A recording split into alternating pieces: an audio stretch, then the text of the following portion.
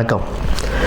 மகர ராசி நேயர்களே, 5ஆம் இடத்தில் இருந்த குரு, இந்த 2025ஆம் ஆண்டு குரு பெயர்ச்சி உங்களுக்கு 5ஆம் இடத்தில் இருந்த ரிஷபத்தில் இருந்த குரு 6ஆம் இடமான மிதுனத்துக்கு பெயர்ச்சி அடைகிறார்.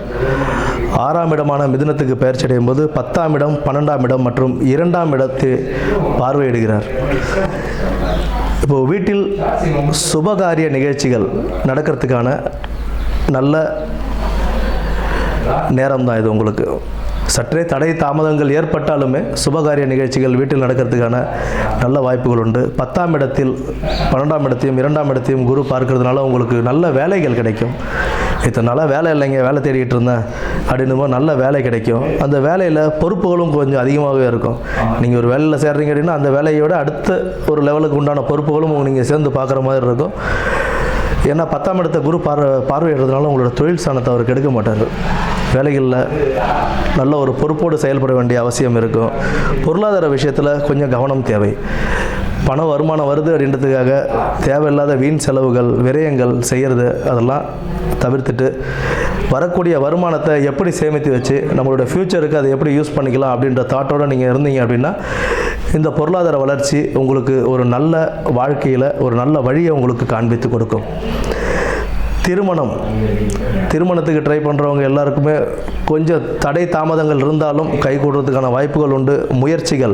முயற்சிகளை கைவிட வேண்டாம். முயற்சி திருவினையாக்கும் அப்படின்ற மாதிரி முயற்சிகள் கைவிடாமல் நீங்கள் பார்த்துட்டே வந்தீங்க அப்படின்னா அதில் உள்ள வெற்றி வாய்ப்புகள் உங்களோட கடின உழைப்பால் தாமதப்படாமல் நல்லபடியாகவே கைகூடும். புதிய தொழில் முயற்சிகளை தற்போதைக்கு நம்ம ஒத்தி வைக்கிறது அப்படின்றது நல்லதுங்க. புதிய தொழில் முயற்சிகள் வேண்டாம். இருக்கும் தொழிலையே நம்ம பார்த்துக்கிட்டு அதில் திருப்திகரமாக அதில் என்ன நம்ம செய்ய முடியும் அப்படின்னு பார்த்து அதை விரிவுபடுத்துறதுக்கான என்ன வழியோ அதை மட்டும் நம்ம செய்கிறது நன்மை பயக்கும். புதிய தொழில் முயற்சிகள் தான் தனியாக நான் இப்போ ஒரு கடை வச்சுருக்கேன், இன்னொரு கடை நான் தனியாக போட போகிறேன் அப்படின்ற கதையெல்லாம் வேண்டவே வேண்டாம். இருக்கிற தொழிலை எப்படி மேம்படுத்தலாம், அதே இடத்துல நம்ம எப்படி செய்யலாம் அப்படின்றத பார்த்துக்கிறது ரொம்ப முக்கியம். 6ஆம் இடத்துல குரு இருக்கிறதுனால நம்மளுடைய பேச்சில் நிதானம் தேவை. ரொம்ப கவனமாக பேசணும். எந்த ஒரு இதுவும் வந்துட்டு நம்ம எடுத்தோம் கவுத்தோன்னு பேசாமல் நிதானமாக யோசனை பண்ணி நம்ம பேசும்போது அதுக்கு உண்டான பலன்கள் நமக்கு நிச்சயமாகவே கிடைக்கும். வெற்றி வாய்ப்புகள் தாமதப்பட்டாலும் கடின உழைப்பு உங்களை நல்ல ஒரு வெற்றி பாதைக்கே கொண்டு போகும். பொருளாதாரம், கல்வி, இந்த விஷயத்தெல்லாம் கொஞ்சம் கவனத்தோடு செயல்பட்டு நீங்கள் நல்ல ஒரு வாய்ப்பாக இந்த குரு பயிற்சியை பயன்படுத்திக்கலாம். ஆக சற்றே கவனத்துடன் செயல்பட்டு நல்ல ஒரு பலன்களை பெற இந்த குரு பயிற்சி உங்களுக்கு நல்ல வாழ்க்கையை அமைத்து தரும்.